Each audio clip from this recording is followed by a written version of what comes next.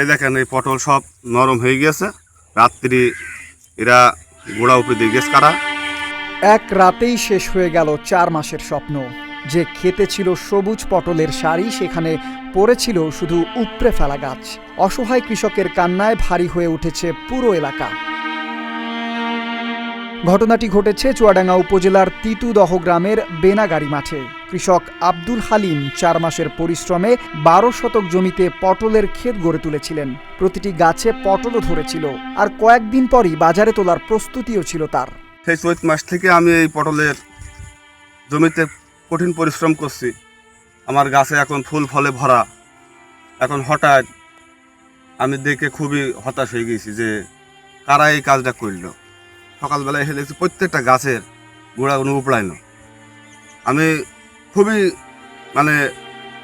চিন্তায় পড়ে গেলাম। বৃহস্পতিবার সকালে খেতে গিয়ে দেখেন রাতের অন্ধকারে কে বা কারা ক্ষেতের প্রতিটি পটল গাছ উপড়ে ফেলেছে।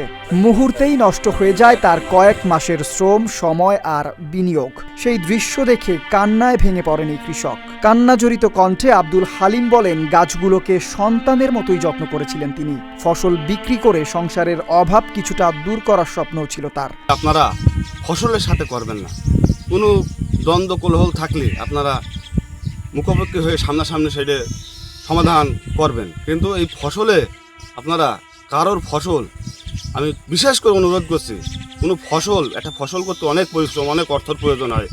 আপনাদের অনুরোধ, হাত ধরে অনুরোধ, আপনারা ফসল কেউ কারো নষ্ট করবেন না।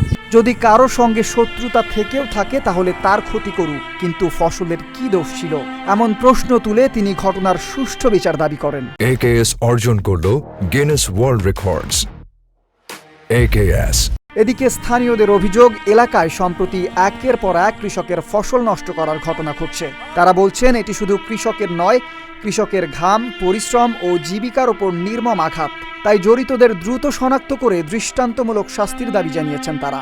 মাঠে এসে দেখি তাহার সমস্ত পটলের গোড়া উপড়ে ফেলে দিয়েছে। কে বা কারা?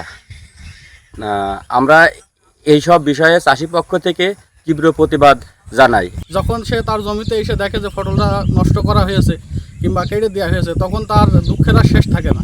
তো কর্তৃপক্ষ যদি এর কোনো সুনির্দিষ্ট বিচার না করে কিংবা কোনো প্রতিকার আমরা না পাই, তাহলে তো আমাদের দেশের কৃষকরা দিন দিন এই কৃষিখাত থেকে সরে যাওয়ার চিন্তা ভাবনা করছে কিংবা এদের আর্থিকভাবে ক্ষতিগ্রস্ত হচ্ছে। দর্শনা থানার ওসি নজরুল ইসলাম জানিয়েছেন, লিখিত অভিযোগ পেলে বিষয়টি গুরুত্বের সঙ্গে তদন্ত করে প্রয়োজনীয় আইনানুগ ব্যবস্থা গ্রহণ করা হবে। Desk report, Dhaka post.